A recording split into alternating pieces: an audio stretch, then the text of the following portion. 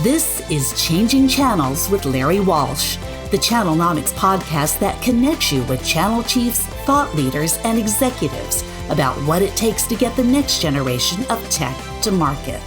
Here's your host, Larry Walsh, the CEO and Chief Analyst of Channelnomics. Hi, everyone. Thanks for coming back to Changing Channels. Of course, I'm Larry Walsh, and this is my fake brick wall. And I'm really happy to have our guest here today. I have a special guest for you to talk about something that is truly something that's on my mind frequently and also comes up frequently in conversations, which is the impact of marketplaces in co-selling. Now, we've heard a lot about the changing nature of sales and customer buying patterns. The customers are definitely looking more to buy through marketplaces, and a lot of that in the B2B segment is being driven by the adoption of cloud and cloud platforms. Every cloud platform needs applications, and where do they get those applications? Well, increasingly through marketplaces. But the nature of selling isn't really changing. We only have a couple of basic models to choose from. Sell to is where we sell directly to the customer. We sell to a partner, and the partner then packages it up and sells it off to somebody else. Sell with, which is the multi-legged sales calls, and we've been doing multi-legged sales calls, since Rome had a market. And of course, there's also sell through, which is our traditional reseller model. But there is a different way of looking at this, and that's what we brought our special guest on today for, Alyssa Fitzpatrick, the general manager of worldwide partner sales at Microsoft, who also happens to oversee their co-sell program. Now, the reason why this program is significant because it was one of the first that actually amongst vendors that actually took other products from other companies, ISVs or other partners that developed their own IP that then put it into their own resale stream. And so that's what we invited Alyssa here to talk about, to tell us about what makes the Microsoft co-sell program different and how it's feeding into the success of those buying through the marketplace and selling through the Microsoft Azure marketplace. So Alyssa, how are you? Hi, it's great to be here. Thanks, Larry. It's great to have you. It's great to have you. I'm going to share, if you don't mind me saying this, Alyssa, is that you and I have met virtually a few times over the last year and a half. But Alyssa was my last live meeting before the pandemic stopped the world. Yep, So it's like, me too. yep. So, a lot of exciting things happening at Microsoft. New operating system coming out, a lot of new innovations coming out. There, you have your big annual event next week. If you don't mind, what's the big story you're going to be bringing to Inspire when you get you and your partners together next week? Well, we are very excited about Inspire, and the timing of today is fantastic so that we can actually have a chance to have a chat about what's going on in the industry and the changes that have been happening. As we get into Inspire, you're going to hear a lot from Microsoft, mostly about our product innovations and the specific ways we would like to go to market with our partners this year. And the way that we're looking at working with our partners is really in a much more constructive and deeper way than we have in the past.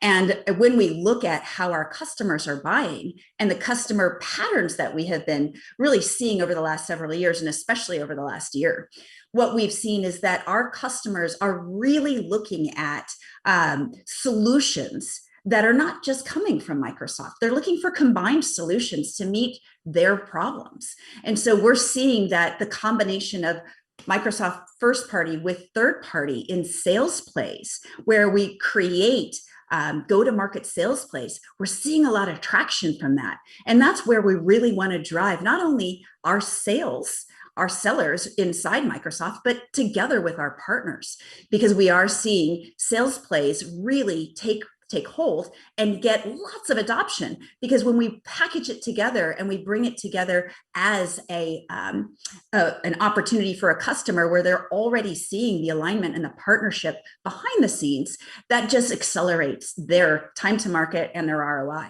And so we're really excited to talk about that at Inspire this year, is the power of bringing together sales plays and not just trying to go to market together, but intentionally on specific sales plays. Yeah.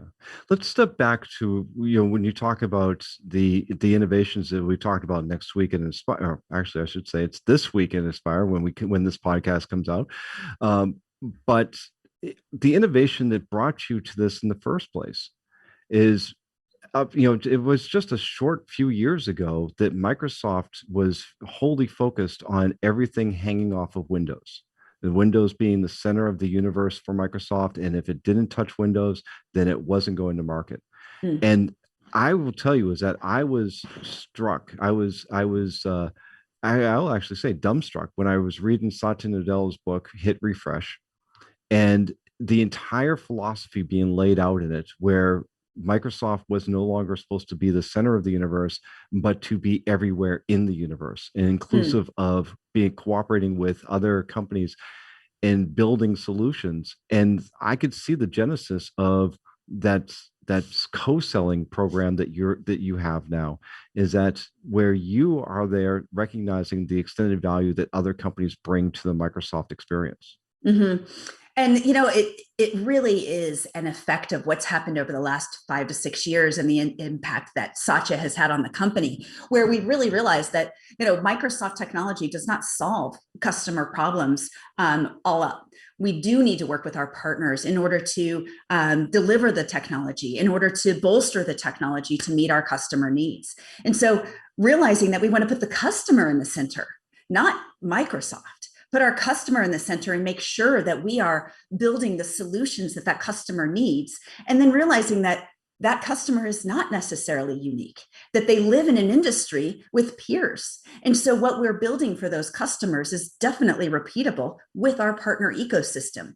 And that partner industry model that we can build may be different in different countries. And so really looking at how do our partners show up geographically, how do they show up with their solutions? And then how do we bring that together so that we can solve our customer problems? By putting our customer in the center, that allows us to really look around the ecosystem and bring the right solutions to the right customer at the right time, rather than really looking at how do we drive the Microsoft agenda. So we've really taken our focus away from driving really Microsoft, and looked at how do we empower our customer and understand their needs, and then work with our ecosystem to solve that. And it may not be Microsoft technology that solves that specific problem the customer has. Yeah, then that really is a departure, though, for a company like Microsoft that prided itself on being the solution. Mm. Even and I say sometimes even promoting it, even when they really weren't the best solution for it.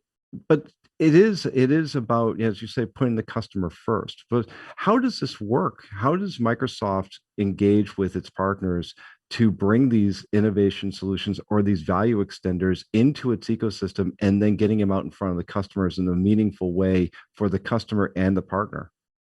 Well, so that is absolutely our goal. Our goal is to bring in as much of the technology innovation as we can and harvest that for our customers. And our goal is really to make that discoverable by our customers directly.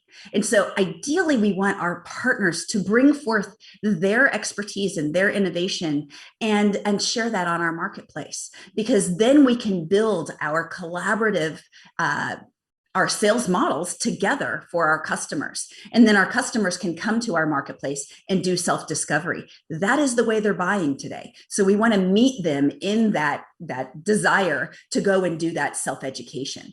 And so we're asking our partners to really come to us with your solutions, understand your space and understand your customers, so that we can really help you articulate and differentiate yourself in our marketplace, so that you become discoverable not only by our customers, but also by other partners who are building partner to partner route to markets, as well as by our sellers who actually go into our marketplace and look for solutions. And so the way that we wire that up is to really make sure that our sellers are finding the solutions that are relevant in their local markets. And then our partners are finding the same. Partners are discovering other partners. And then our customers can then really harvest the marketplace to find the solutions that they need. And so when you think about Microsoft and how we reach our customer, it is in three ways. It's through a seller, through our partners, engaging with other partners, and through our marketplace. All three routes to market are powered by our partners. And so we don't go alone, and we want to really expose and promote our partner solutions because that makes our customers much more satisfied, as well as they're meeting their objectives. And so we run co-sell days to highlight the solutions that are local in each one of our markets. We bring forth sponsorship locally to our partners locally so that we can engage them and start to build go-to-market strategies. And then we also have corporate relationships where we bring partners to Microsoft so that we can innovate together and understand how we're building our solutions, and the partners themselves are getting access to resources and technology roadmaps and architecture so that they can build for the future for those customers. So it is a comprehensive building environment, go-to-market environment, and then sales environment that we're promoting for our partners. Yeah. There's a key point that you raised is your sellers. And by sellers, you mean your salespeople. So your salespeople are actively promoting non-Microsoft products as a part of their customer engagements. How does that work? And what was it like to get your sellers engaged with other companies in terms of selling product? Yeah, so there's when you think about selling with partners, there's the easy road and there's the hard road, right? The easy road is when partners work with very collaborative technologies, where either it's a solution working with a system integrator. Very easy partnership because you need each other. You're going to be installing a solution and you need someone to land that. But when you've got technology working with technology, two ISV partners, and Microsoft is an ISV, we want to work with all the other ISVs out there. How do we do that? It's very challenging because many times you think, well, we're going after the same wallet, the timelines might be different, lots of challenges. And so we've built our co-sell program to help really eliminate some of those challenges and really promote a go-to-market strategy together. And so what we've actually done is we are compensating our sellers when they engage with our third-party solutions that land on Azure. And so whenever we are engaged with another software vendor in selling their solution in collaboration in the Microsoft environment, our sales rep is compensated as if it's a first-party solution for the Azure consumption. And so this is really an important element of how we're compensating our sellers and grabbing their attention to understand how to complement first-party solutions with third-party solutions. Clearly, we engage with services partners to do the implementation and the strategy for our customers. And that's always been a strong partnering avenue for Microsoft. What we've empowered over the last several years is the IP sales, where we are collectively selling IP together.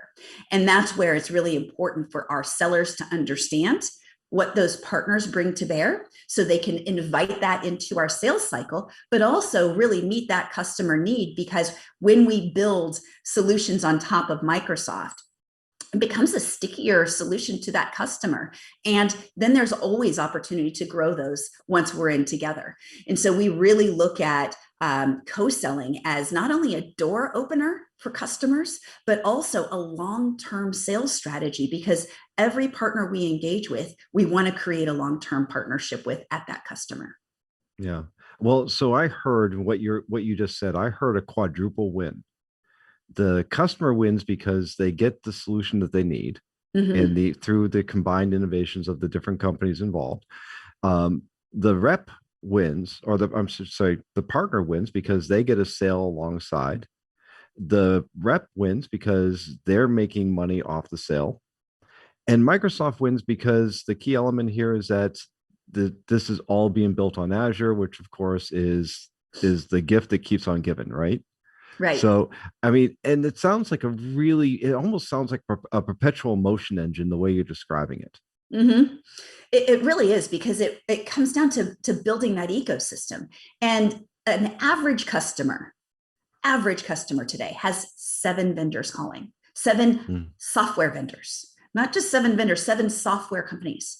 And so when you think about that, if we're not engaging with each other, we're working 7 times harder than we need to be. If we're talking to each other, just think of how much, how many roadblocks we're taking down by engaging and actually bringing our strategies together. And so if you're not working with one partner, you're already working 7 times too hard. If you're working with multiple partners, then you're actually increasing your ability to make your customer happy. In addition to that, every customer is taking advice from one or more system integrators. And so you absolutely need to be partnering with those system integrators just like we do, because our customers are making decisions based on the strategies that our SIs are driving. And so many times it's not Microsoft in the driver's seat around strategy. So we want to work together to make sure that we are all part of that solution and that we're bringing forth the best experience for our customer. And so that's where I believe that ultimately, the more that you engage with partners, your business will grow exponentially, because every partner relationship that you create, it is a multiplier effect. And that's why I'm constantly encouraging our sales managers in the field, get with your peers. Make sure you're meeting the other sales managers of the partner ecosystem so that you're sharing the opportunities at hand, and we're meeting our customers in a much more unified manner. And so again, I encourage our sellers from Microsoft to engage directly with our partners. That is a new motion. I will tell you, in the past, a lot of our field has said partnering, well, that's up to the partner organization within Microsoft. They will take care of that. It is no longer our job. Partnering is Microsoft's job. Partnering is our leadership, our sales organization, our industry, and our consulting organization. All of us have a responsibility to embrace partnering. And that is the shift that has changed within Microsoft culturally. So we've had, as an industry, we've been doing this partnering thing forever, particularly between vendor to vendors. So you've had, Microsoft, like if most other technology companies have alliance programs where you do work with on integration and product roadmaps. How is this different though? Is it because the selling motion is so defined and becomes so fluid? Or is there something else that's been added into this so that it's not just another run-of-the-mill alliance, or peer level partnership? Well, I think what it comes down to is all of our customers are trying to figure out digital transformation. So every single customer is somewhere in the continuum of transformation, whether they're starting on the journey or they have gone through the journey and they're now trying to optimize. But every single customer is on that path, and every customer is looking for the next secret to their success. And so when you bring our partners together, what we've really learned over the last several years is that by bringing together these solutions and actually coming together in a sales cycle, we're creating an environment with our customers of trust. And trust is so hard to build because it's lost very quickly, but it takes time to build. When you see Microsoft bringing together partners and partners showing up with us at customers, our customers really are building a trust model with us. Now, when you think about where our competition is going and how we're addressing that, it really comes down to these solutions are moving to the cloud. Our customers are moving to the cloud. They've got several choices in the cloud, and we want to be one of them. We would like to be the cloud, but obviously we understand that there are many choices out there, and a lot of customers will choose a primary cloud and a backup cloud. We understand that. And therefore, we want to work with all of the scenarios in order to make sure that our customers are running on the most trusted platform that they can. And Azure, as we know, provides the most secure platform in the industry. And so when I think about what we can do together, number one, we can build trust with our customers. Number two, we can build longevity. Because we will be building together and driving together, we are not going to evaporate overnight. We are building long-term relationships with our partners. And third, ease. We're making it easier for our customers to adopt technologies, to find technologies, adopt technologies, and onboard them through the marketplace or through any partner locally. We want to make our technology and our partners' technology as accessible as possible, because our mission is to empower everyone in the world to achieve more. And so in order to achieve that, we can't do it alone. We have to partner. And that is critical to our success. So speaking of not doing things alone, one of the things you and I have discussed a few times is who is a seller. Mm-hmm. And I think that, when we talk about marketplaces, and it's, one of the three pillars of this motion you're describing is that your sellers and your partners and your customers can find these solutions through your marketplace. And I have to say, Microsoft's marketplace is one of the better ones we've looked at. But it's not a hidden secret. Anyone can go there. So if you're sitting there saying that if anyone can find the solution they're looking for in their marketplace, then can't they also bring others to that marketplace for you? Are we entering a period where we can actually start looking at influencers and referrals as a true net contributor to the success of a channel or of a sales motion? Absolutely. Absolutely. And I do see that future coming quite fast. Part of what I'm seeing is as we are building out our marketplace and we're bringing in functionality and core transactability into the marketplace, things like ratings and reviews will start to become much more important. How are our partner solutions and how are our solutions rated by our customers and reviewed by our partners and our sellers? And so when we start to see that, we're seeing ratings and reviews, we're already starting to see a invisible influencer model come forth. What if we started to really think about a proactive or an intentional influencer model? Because as we were talking earlier, a customer is not unique. A customer sits in an industry and has a lot of peers that have very similar organizational structures and would require very similar technology. And as a matter of fact, most companies are looking at each other and at their peer group to figure out what's the next technology I should be buying.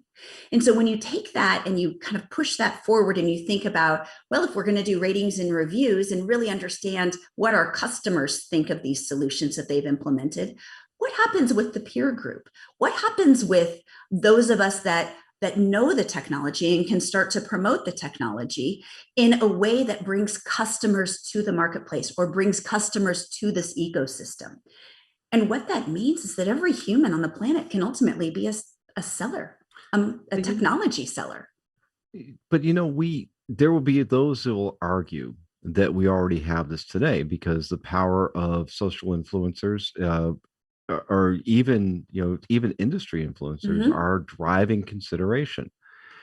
But I will tell you that what it feels like to me is that it's almost that they get them to the beginning of the last mile, and where we typically lose visibility, but they actually don't get them in the last mile, or at least we can't perceive of them. We haven't closed the loop on that yet. Is that what we're really talking about? Is that we need to create a better mechanism within these platforms that allows these influencers to actually have a material impact on the outcome? Absolutely. I absolutely agree with you on that, because I think that what happens is we don't actually know what the influencers are doing or what their impact is today. And I do think that there is some impact, but I think it's growing every single day. And I think if we don't get in front of this and start to really understand how to capture it and then how to guide it the way that we have desires to, and our partner ecosystem understanding what their influencers are doing for them and who they need to attract as influencers, that model will become extraordinarily important. And I think that if we're not thinking about it now, we're going to be too late. And that's why you and I have talked about it. Over a year ago, we started talking about this concept of how do we really capture the influencer model in the technology world? How do we understand who is making these quieter influencing decisions. Because clearly we know that if there is a major customer that makes some major technology decisions, a lot of the other smaller customers in that same industry will look at what they've chosen and many times follow suit. But if it's not a major customer, there are other major influencers. And you think about the SMB market and, you know, things like a dentist office or a law firm. There are many, many, many quiet influencers that are helping those firms make those decisions around technology. The SMB total addressable market is ginormous. There is a huge opportunity to capture there. And the influencer model is what will make that accelerate extraordinarily fast. Because once we start to get make technology more accessible to the SMB model and more understandable through an influencer model, I think that's what's going to really change the game for technology adoption and digital transformation for the companies that are laggers. Yeah, you know what amazes me is when we talk about who the influencers are going to be on a B2B level, is that it's not necessarily who we think they're going to be. That they are going to be, I refer to them as non-technology influencers or partners. They're just not even non-transacting. They're non-technology. As IP is intellectual, or IT or IP continues to permeate through everything that we're making, so that, you know, car manufacturers, home appliances, anything that's going to be turned into a smart device, these are companies that have the potential of influencing what actually is coming into the data centers, and or into the cloud. So I think that there's a huge amount of potential of expanding the envelope to bring in more into our ecosystem of influencers and ultimately sellers. Absolutely. Absolutely. Yeah. And I do think it's an area that if we're not thinking about it, we need to be thinking about it. I don't think we've got the answer figured out yet, but I think it's something that we've absolutely got to be thinking about. The influencers of today, they're not standing up and raising their hand. So we don't know necessarily who they are. And I think that's the area that we've got to figure out. How do we identify them? Who are they? Do they self-identify? And how do we get some mind share? Yeah. Yeah. Well, so everyone, if you're interested in learning about influencers or referral programs, if you go to the Channelnomics website, we have a couple of research reports on influencers and referrals. The influencer one was inspired by Alyssa, so thank you for the inspiration, Alyssa. I do want to, close on this though, because there's a lot of you're working with a lot of ISVs, and a lot of, we won't call them out by name, but a lot of companies are, with cloud services, have their own marketplaces. They're very noisy. So what advice do you have for an ISV that's looking to get involved with Microsoft in the co-sell program, or just even in the Azure marketplace, to build awareness and get the attention that they're looking for in order to find the success that they need? So my number one recommendation today is, when you're building, build for marketplace. Obviously build for Azure Marketplace first, but build for marketplace. That is my mantra here, because if you're not building for marketplace, you're actually removing a discovery mechanism, because that's where everyone is going to shop. And so you want to build for marketplace. And I think that's the most critical thing. Right now, we're really actively trying to drive as many of our partners to move to marketplace. And so that's a big migration that we're doing. When you build for marketplace, also make sure that you can transact. So it's one thing to post it as if it's a library, where you can take a look at it, but it's another thing if you can actually buy it. So you want to make your solution transactable in a marketplace. Once you've got that, you need to know your customer and be very, very clear about who your customer is and how to differentiate yourself. If you post yourself on a marketplace and click every single industry, that means that you will be found for everything and found for nothing. So you want to be differentiated. You want to be very clear what your value proposition is and who your customer is that you're going for. The next thing you need to know, so first marketplace, second, know your customer. Third, know your partner ecosystem. I cannot underscore this enough. You need to know your peer group out there. Who's selling into your customer? You've got to embrace your partners. Obviously, we are one of many, many, many, many partners. So we're one, but there's so many out there that you need to engage with and know who's selling with you. Who are the partners that have collaborative technology or complementary technology to you? When you have customers, there's typically going to be a first sale, second sale, third sale. What other technologies are in that makeup? And what are your customers buying? Because when you understand the other partners that you're working with and you know your customer, that is when the magic really happens. And so make sure you're building for marketplace so that you can transact there. Make sure you understand your customer and you differentiate your value proposition extremely clearly. And third, know your peer group, because you can leverage each other and make a multiplier effect of your sales efforts by working with your ecosystem. And then finally, give us a call here at Microsoft because we want to go co-sell with you. I'm not quite sure I heard that last part there about who to call again. Give us a call at Microsoft. I'm going to give everybody a little bit of added incentive and this is real data.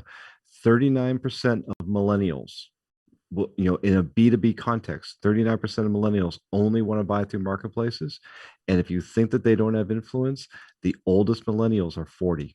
Mm-hmm. So, I mean, this is the future. And it's not just the future, it's the here and now. So I think it's sage advice what you're giving, Alyssa. I really appreciate you coming on Changing Channels and sharing your insights, because I really am. I'm a fan of the Microsoft co-sell program. I know that others have similar versions of it, but I do think Microsoft really set the mark for it.